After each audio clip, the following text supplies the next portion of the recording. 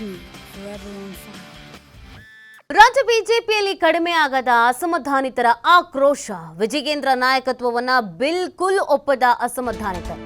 RSS ನಾಯಕರ ಸೂಚನೆಗೂ rebels ನಾಯಕರುಗಳು don't care ಅಂತ ಹೇಳ್ತಾ ಇದ್ದಾರೆ.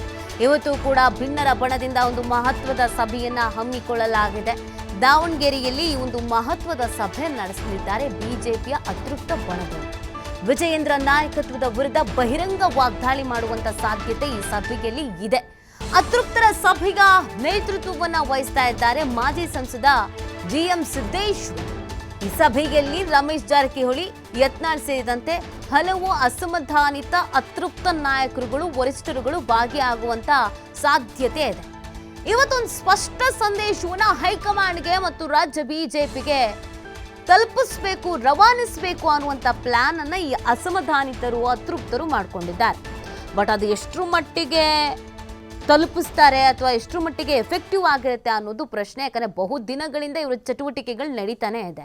RSS ಅವರು ಕರೆದು ಮಾತಾಡಿದ್ದಾರೆ, ಹೈಕಮಾಂಡ್ ನಾಯಕರು ಕರೆದು ಮಾತಾಡಿದ್ದಾರೆ. ಹಿಂಗೆ ಮಾಡಬೇಡಿ, ಯಾಕೆ ಹಿಂಗೆ ಮಾಡ್ತಾ ಇದ್ದೀರಾ, ನಿಮ್ಮ ಭಿನ್ನಾಭಿಪ್ರಾಯ ಅಸಮಾಧಾನಗಳು ಏನಿದೆ ಅದನ್ನು ಸರಿ ಮಾಡ್ಕೊಳ್ಳಿ, ಪ್ರತಿಯೊಂದಕ್ಕೂ ಹೈಕಮಾಂಡ್ ಲೆವೆಲಿಗೆ ಓಡಿ ಬರಬೇಡಿ.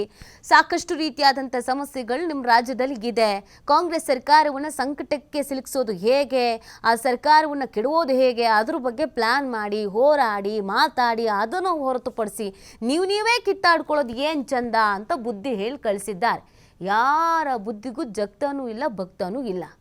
ನಮ್ಮ ಗ್ಯಾಂಗ್ ದಿನ ದಿನ ದೊಡ್ಡದಾಗ್ತಿದೆ ಅಂತ ಹೇಳ್ತಾ ಇದ್ದಾರೆ. BY ವಿಜಯೇಂದ್ರ ಅವರನ್ನ ಬಿಜೆಪಿಯ ರಾಜ್ಯಾಧ್ಯಕ್ಷ ಸ್ಥಾನ ಏನಿದೆ, ರಾಜ್ಯದ ಬಿಜೆಪಿಯ ಸಾರಥಿ ಅನ್ನುವಂಥ ಒಂದು ಪಟ್ಟ ಏನಿದೆ, ಅದರಿಂದ ಕೆಳಗೆ ಇಳಿಸಲೇಬೇಕು ಅಂತ ಪಣ ತೊಟ್ಟು ನಿಂತಿದ್ದಾರೆ ಈ ಅಸಮಾಧಾನಿತರು. ಇದಾಗತ್ತಾ, ಆಗಲ್ವಾ, ಎಲ್ಲಿಂದ ಎಲ್ಲಿಗೆ ಹೋಗಿ ನಿಲ್ಲುತ್ತೆ, ಇದು ರಾಜ್ಯ ಬಿಜೆಪಿಯ ಮೇಲೆ ಎಷ್ಟರ ಮಟ್ಟಿಗೆ ಪರಿಣಾಮವನ್ನು ಬೀರುತ್ತೆ, ಎಷ್ಟು ಮಟ್ಟಿಗೆ ಡ್ಯಾಮೇಜ್ ಆಗುತ್ತೆ, ಇದು ಈಗಿರುವಂಥ ಕುತೂಹಲ. ಯಾಕಂದರೆ ಬೈ ಎಲೆಕ್ಷನ್ಸ್ಗಳು ಬೇರೆಗಿದೆ. ಈಗಾಗಲೇ ಮೂಡಾ ಹಗರಣದಲ್ಲಿ ಸರ್ಕಾರ ಸಂಕಷ್ಟಕ್ಕೆ ಸಿಲುಕಿತ್ತು. ಆ ಟ್ರ್ಯಾಕನ್ನು ಬಿಟ್ಟು ಇವರು ಇನ್ನೊಂದು ಟ್ರ್ಯಾಕ್ನಲ್ಲಿ ಸಾಕ್ತಾ ಇದ್ದಾರೆ. ಹಾಗಾಗಿ ಒಂದಷ್ಟು ಅಸಮಾಧಾನ ಅನ್ನೋದು, ಬೇಸರ ಅನ್ನೋದು ಇದೆ. ಇದೆಲ್ಲದರ ನಡುವೆ ಸಮಾಧಾನ, ಸಂಧಾನ ಇದ್ಯಾವುದು ಕೂಡ ವರ್ಕೌಟು ಆಗ್ತಾ ಇಲ್ಲ. RSS ಅನ್ನು ಬಿಜೆಪಿ ಯಾವ ರೀತಿಯಾಗಿ ನೋಡುತ್ತೆ, ಬಿಜೆಪಿ RSSಗೂ ಏನು ಸಂಬಂಧ ಅನ್ನೋದು ಪ್ರತಿಯೊಬ್ಬರಿಗೂ ಗೊತ್ತಿರೋ ವಿಚಾರ. RSSನ ನಾಯಕರುಗಳು ಒಂದು ಗೀಟ್ ಹಾಕಿದ್ರೆ ಆ ಗೀಟನ್ನು ಬಿಜೆಪಿ ನಾಯಕರು ದಾಟ್ತಿರ್ಲಿಲ್ಲ ಅಂತ RSSನವರೇ ಕರೆದು ಕೂರಿಸಿ ಬುದ್ಧಿ ಹೇಳಿದ್ರು ಬಿಜೆಪಿ ಅಸಮಾಧಾನಿತರು ಮಾತ್ರ ನಾವು ಕೇಳಲ್ಲ, ನಮ್ಮದು ಏನು ನಡೆ ನುಡಿ ಇದೆಯೋ ಅದೇ ಫೈನಲ್ ಅಂತ ಹೊರಟಿದ್ದಾರೆ.